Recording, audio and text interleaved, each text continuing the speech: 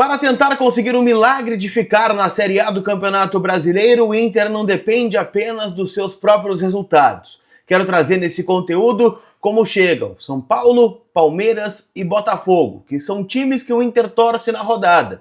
E também quero falar sobre a última cartada de Andrés D'Alessandro, que foi às rádios para tentar explicar e também mobilizar o torcedor para esta decisão contra o Bragantino. Eu te conto tudo isso depois da vinheta.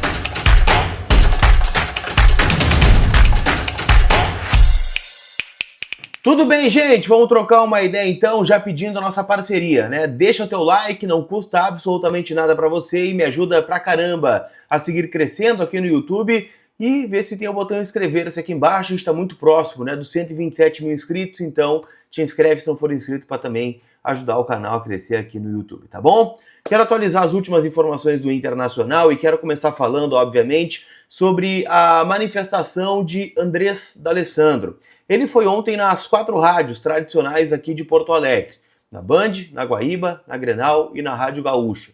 O discurso foi praticamente o mesmo, né, em todas as entrevistas. Ele mobilizou o torcedor pedindo, né, para que vá ao estádio Beira-Rio, que o grupo de jogadores e a direção fará o possível e o impossível para fazer pelo menos a sua parte, que é ganhar o jogo. E aí, bom, se os resultados paralelos acontecerem, ele diz que acredita muito que isso vai acontecer, o Inter, né, vai ter um dos momentos mais importantes da sua história, que é permanecer na Série A do Brasileirão e não ter, né, todo esse drama que vai acontecer caso o Inter de fato seja rebaixado.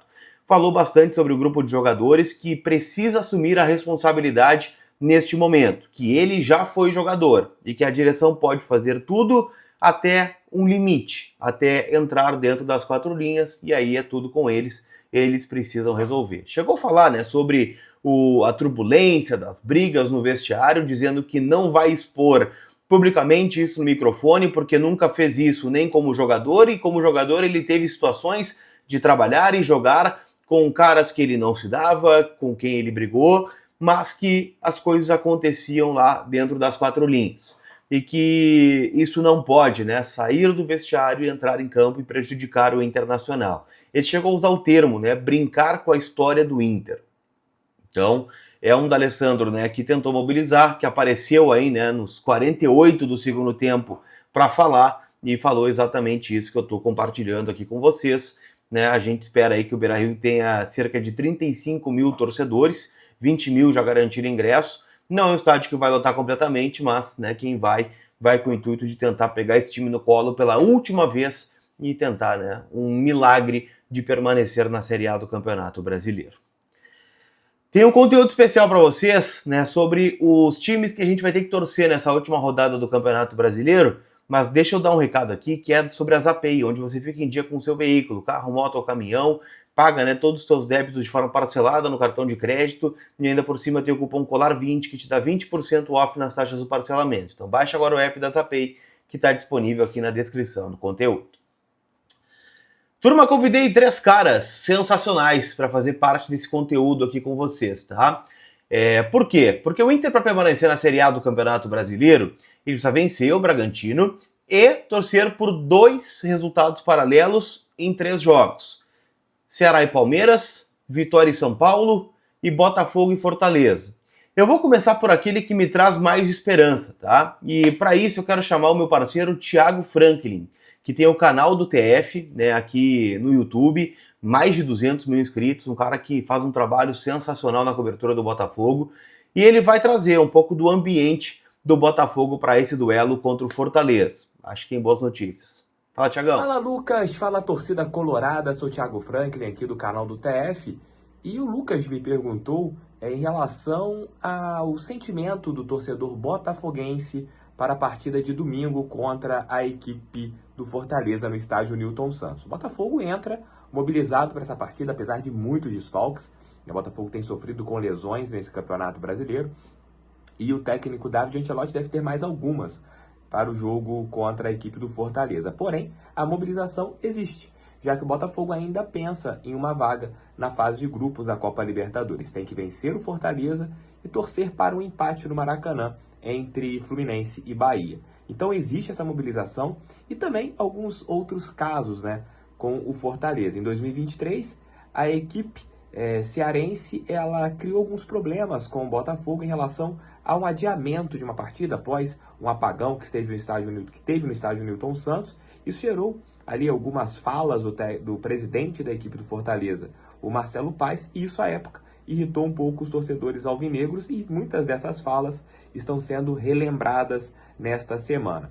Além disso, o Daverson, né, que ano passado provocou alguns jogadores e torcedores do Botafogo após um empate que aconteceu lá no Independência por 0-0. E devido a isso, o jogador que está no Fortaleza também é alvo de reclamações dos torcedores botafoguenses que querem rebaixar a equipe do Fortaleza para darem mais uma zoadinha no nosso vice-campeão da América, que é, no caso, o Daverson. Então, o Botafogo entra mobilizado para essa partida, Lucas. Tamo junto. E aqui para mim então uma grande notícia, né? O Botafogo mobilizado para esse jogo, porque precisa, né, vencer para chegar na fase de grupos da Copa Libertadores. Lembrando que nesse duelo o Inter joga por 2 resultados: pela vitória do Botafogo, que é o melhor cenário, ou até mesmo pelo empate. Se empatar, o Inter precisa ganhar do Bragantino por 2 gols de diferença.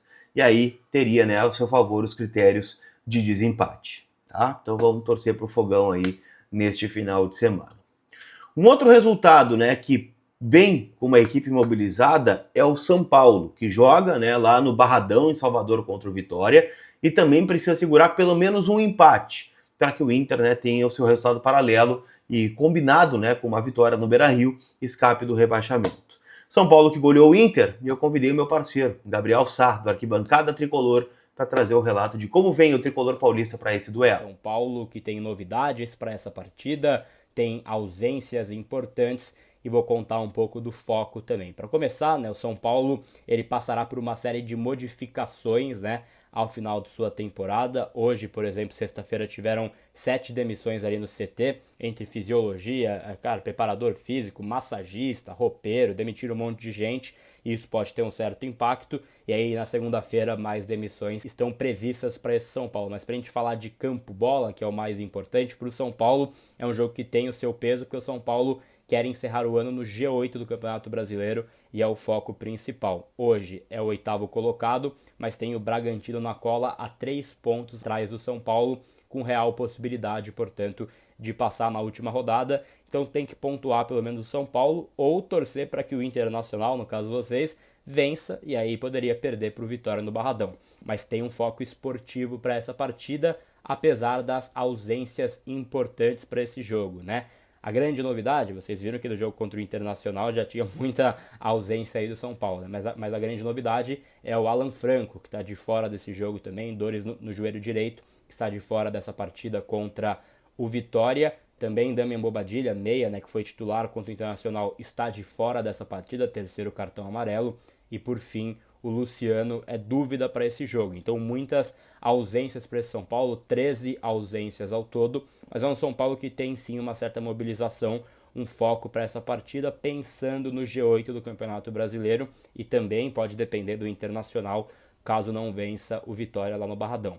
Mas obviamente é um jogo de fim de temporada, de fim de ciclos, né, nesse elenco também, na parte externa, então é um pouco conturbado. E pega um Vitória muito motivado, o Inter vai ter que fazer a sua parte também. Estou na torcida para que tudo dê certo aí aos colorados e a gente vai também comunicando aí sempre em relação aos clubes. Lucas, obrigado pelo convite, pelo espaço. A gente vai falando em relação a essa última rodada. Eu sei que vocês têm uma grande preocupação aí para esse jogo deste domingo. Grande abraço, pessoal. Tamo junto. Eu gosto do fato, né, do São Paulo vir mobilizado, mas também a gente tem que trazer um cenário que não é tão bom, né?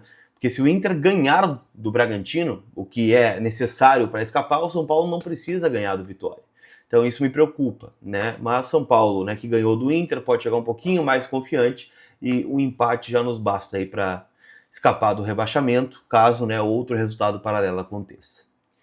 Para a gente fechar, eu quero trazer o que mais me preocupa aqui, que é o Palmeiras, que joga na Arena Castelão contra a equipe do Ceará. E, bom, o Palmeiras já não tem chance matemática de ser campeão brasileiro, perdeu a Libertadores para o Flamengo e chega aí sem muitos objetivos, mas com um grande time e um grande elenco. E aí o Vitor Palhares, que é setorista do Palmeiras no Portal Lance, vai trazer como chega o Verdão para esse duelo. Chega mais, Vitão. Para a partida contra o Ceará, o Abel Ferreira ainda realiza ajustes. O Palmeiras vai treinar mais uma vez no sábado, visando esse confronto. O Abel, que não vai ter 7 jogadores, são 2 suspensos por cartões, né? O Piquerez foi expulso no último compromisso, o Veiga recebeu o 3º amarelo, cumpre em suspensão automática. Aí já tem aquele trio antigo de lesionados formado pelo goleiro Everton, Evangelista e também pelo atacante Paulinho. Aí somam-se a eles o Felipe Anderson e o Emiliano Martinez. Então o Palmeiras com 7 desfalques.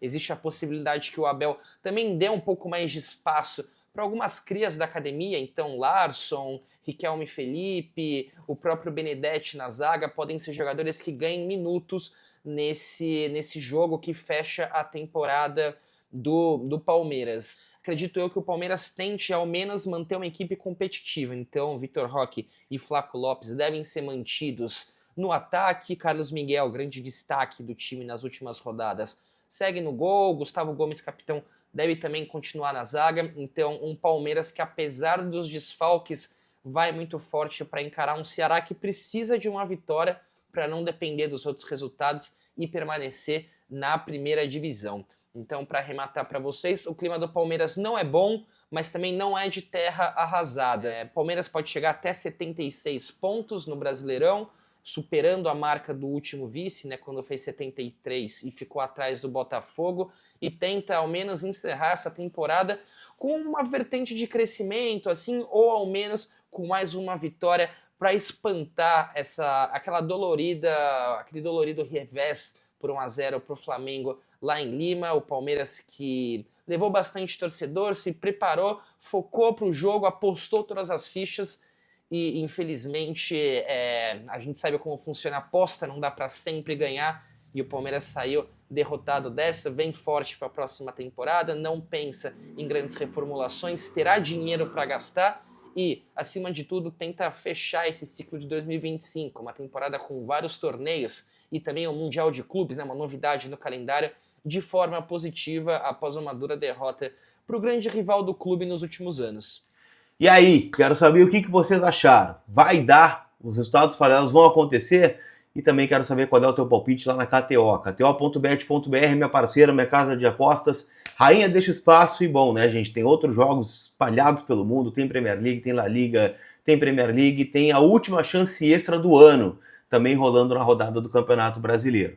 Então palpita lá, KTO.bet.br e lembrando sempre, né, casa proibida para menores de 18 anos, então jogue com responsabilidade. Tá certo? Aquele abraço, a gente se vê. Fui!